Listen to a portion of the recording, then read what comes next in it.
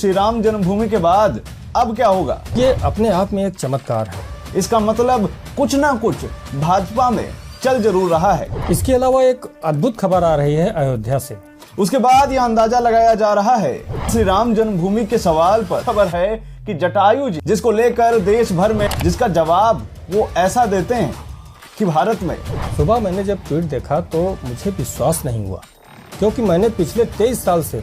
नमस्कार दोस्तों, स्वागत है आपका द साइंटिफिक हिंदू पर। आप सभी को द साइंटिफिक हिंदू टीम की तरफ से नव वर्ष की हार्दिक शुभकामनाएं। जैसा कि आप जानते हैं, मेरा नाम है धीरेन्द्र, मेरे साथ हैं अमित जी। आज हम आपसे बात करने वाले हैं इस नव वर्ष के मौके पर आई दो अहम खबरों की, और दोनों की दोनों जुड़ी हुई हैं भगवान श्री राम की जन्मभूमि से। पहली खबर है जहां पर राम जन्मभूमि के बाद एक और आंदोलन की शुरुआत होने वाली है। वहीं दूसरी खबर है जहां भगवान श्री राम की जन्मभूमि पर पहुंचे महात्मा जटायु। आपने भी ये खबर कहीं ना कहीं सुनी जरूर होगी, लेकिन आपके मन में भी जिज्ञासा होगी कि क्या ये खबर सच है या नहीं है। आज हम इसकी विस्तृत जानकारी आपको देने वाले हैं, तो चलिए शुरू करते हैं आज का वीडियो।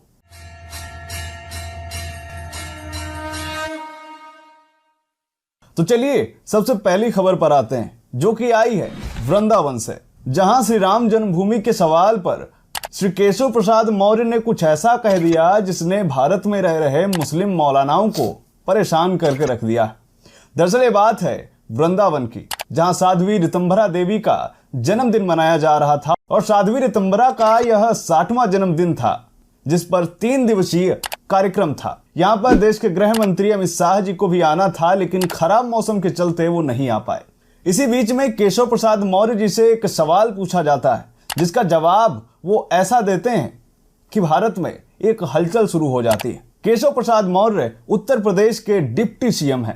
इस मौके पर जब डिप्टी सीएम से यह सवाल किया गया कि श्री राम जन्मभूमि के बाद अब क्या होगा, तो उन्होंने जवाब दिया कि राम मंदिर तो बन गया है, अब श्री कृष्ण जन्मभूमि की तैयारी की जा रही है। 22 जनवरी को अपने गांव, अपने शहर को अयोध्या और अपने घर को श्री राम मंदिर समझकर आप सभी लोग दिवाली मनाएं। यानी कि केशव प्रसाद मौर्य जी ने यह बात कह दी है कि अब राम मंदिर के बाद बारी है श्री कृष्ण जन्मभूमि की, जिसको लेकर देश भर में आंदोलन शुरू भी किए जा चुके हैं। और सबको इंतजार है 22 जनवरी का, जब 22 जनवरी को भगवान श्री राम की प्राण प्रतिष्ठा की जाएगी।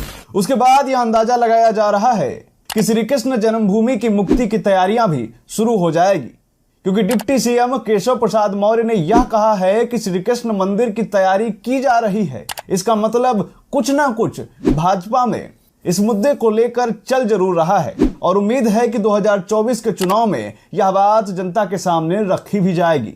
आपको क्या लगता है दोस्तों, वह भी हमें कमेंट अवश्य करें। इसके अलावा एक अद्भुत खबर आ रही है अयोध्या से, कि पता लग रहा है कि अयोध्या में महात्मा जटायु पहुंच चुके हैं। दोस्तों, आपको याद होगा कि सन 2000 के बाद से कहीं भी गिद्ध दिखाई नहीं देते थे।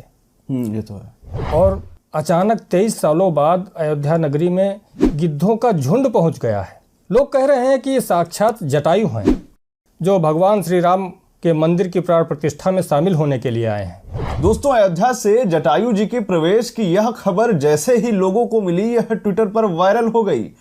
बड़े बड़े सेलिब्रिटीज इसको लेकर ट्वीट करते हुए दिखे। इसके अलावा बड़े बड़े यूट्यूबर्स भी इस पर वीडियो बना रहे हैं। मीडिया भी कवरेज करने के लिए अयोध्या पहुंच चुकी है, क्योंकि यह अपने आप में बड़ी खबर है कि जटायु जी अयोध्या पहुंच चुके हैं। आप में से ज्यादातर लोगों ने यह देखा होगा कि पिछले कई दशकों से गिद्ध हमें भारत में देखने को नहीं मिलते हैं, लेकिन अचानक इनका पूरे भारत में और कहीं नहीं, सिर्फ एक जगह पे दिखना यह किस ओर इशारा कर रहा है? आखिर क्यों यह गिद्धों के बड़े बड़े समूह अयोध्या पहुंच रहे हैं? सुबह मैंने जब ट्वीट देखा तो मुझे विश्वास नहीं हुआ, क्योंकि मैंने पिछले 23 साल से गिद्ध नहीं देखे थे। लोग ये कहने लगे थे कि अब गिद्ध केवल किताबों में ही देखने को मिलेंगे। ऐसे साक्षात देखना अपने आप में एक चमत्कार है। वो भी अयोध्या में, वो भी अयोध्या में, जब राम मंदिर बनने वाला, जब राम मंदिर की प्राण प्रतिष्ठा होने जा रही है, तो ये अपने आप में एक चमत्कार है। जहाँ तक जटायु का सवाल उठता है, तो जटायु रामायण में जिक्र मिलता है कि महाराज दशरथ के मित्र थे। देवासुर संग्राम में उन्होंने महाराज दशरथ का साथ दिया था। और उसके बाद जब माता सीता का हरण हुआ तो उस समय जटायु ने जब देखा कि रावण माता सीता को लिए हुए आसमान में चला जा रहा है पुष्पक विमान पर, तो जटायु ने पूरी कोशिश की माता सीता को बचाने की। आसमान में जटायु उड़ते हुए पहुंचा और रावण से युद्ध हुआ जटायु का। अंत में रावण ने तलवार से एक पंख काट दिया, जिस कारण से जटायु नीचे पृथ्वी पर आ गिरे। बाद में जब भगवान राम उनके समीप पहुंचे तो उन्होंने कराहते हुए जटायु को देखा तो उन्होंने हे तात कहकर संबोधन किया। जटायु ने जैसी कि पूरी कहानी है पहले की वो सारी बताई कि रावण लेकर के गया है सीता जी को। भगवान राम ने यह भी कहा कि हम आपको अमर कर देते हैं, लेकिन जटायु ने कहा कि नहीं, मुझे अमरता नहीं चाहिए, मुझे ऐसा समय दोबारा नहीं मिलेगा। अभी आप हमारे सामने हैं, मैं कितना भाग्यवान हूँ कि आपके हाथ में, आपके सामने हमारे प्राण निकल रहे हैं। अगर अमर हो गए तो दोबारा ऐसा समय नहीं आएगा। जब जटायु ने प्राण त्यागे, भगवान राम ने अपने पिता की तरह ही उनका अंतिम संस्कार किया था। तो आज लोगों को ये आश्चर्य हो रहा है कि जो गिद्ध लुप्त हो चुके थे, यहाँ तक कि सरकारी दस्तावेजों में दर्ज किया जा चुका था कि गिद्ध एक लुप्त प्रजाति है, लेकिन अचानक से 23 साल बाद अयोध्या में प्रकट होना जटायु का, ये बहुत बड़ी बात है और ये किसी चमत्कार से कम नहीं है। अयोध्यावासी भी ऐसा मान रहे हैं। यानी कि जिस प्रजाति के बारे में यह दुनिया ये मान बैठी है कि यह प्रजाति अब दुनिया में एग्जिस्ट ही नहीं करती, लेकिन भगवान श्री राम की महिमा ऐसी है कि जैसे ही मंदिर की प्राण प्रतिष्ठा की शुभ घड़ी आई, न जाने कहां से जटायु महाराज स्वयं साक्षात अयोध्या में प्रकट हो गए। इस पर रामायण में भी लिखा गया है कि हरि अनंत हरि कथा अनंता, कहीं सुनहि बहुविध सब संता। यानी भगवान की महिमा अनंत है, उसको ये क्या सरकार, क्या दुनिया, क्या वैज्ञानिक, कोई नहीं जान सकता। आज जटायु जी का अयोध्या में आना यह वैज्ञानिकों को भी चुनौती देता है, उन नास्तिकों को भी चुनौती देता है और भारत में कन्वर्टेड हो चुके उन कट्टरपंथियों को भी चुनौती देता है जो ये कह रहे हैं कि भगवान श्री राम का मंदिर हम एक ना एक दिन गिरा देंगे जब हमारी सत्ता आएगी। अरे मूर्खों, जब स्वयं 33 कोटि देवता, सुर, नाग, किन्नर, यक्ष, गंधर्व भगवान श्री राम के इस मंदिर की रक्षा का प्रण ले चुके हैं, तो तुम क्या, तुम्हारी आने वाली 1000 पीढ़ियां भी इस मंदिर का कुछ नहीं बिगाड़ सकती। दोस्तों, ये वीडियो देखिए, इस वीडियो ने पूरे भारत में तहलका मचाया हुआ है।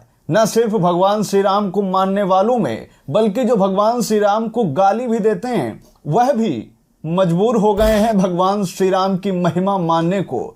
यहाँ एक चीज कहना चाहेंगे, जो लोग गाली देते हैं उनके ही किसी शायर ने लिखा है कि फानूस बनकर जिसकी हिफाजत हवा करे, फानूस बनकर जिसकी हिफाजत हवा करे, वो समा क्या बुझे जिसे रोशन खुदा करे।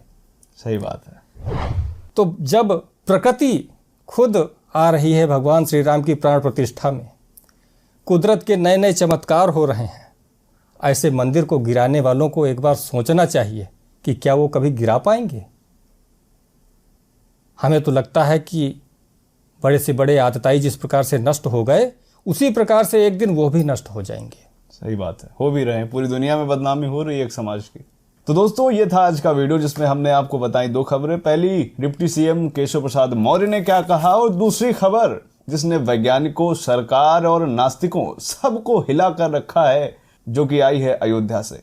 एक बार फिर से हम आपको अपनी टीम की तरफ से नववर्ष की हार्दिक शुभकामनाएं प्रेषित करते हैं और हमें भी इंतजार है 22 जनवरी का, जब भगवान श्री राम के मंदिर की प्राण प्रतिष्ठा होगी और ये कट्टरपंथी छाती पीट पीट कर रोएंगे। अपनी राय कमेंट करें। मिलते हैं आपसे अगले वीडियो में, तब तक के लिए जय हिंद, जय भारत, वंदे मातरम।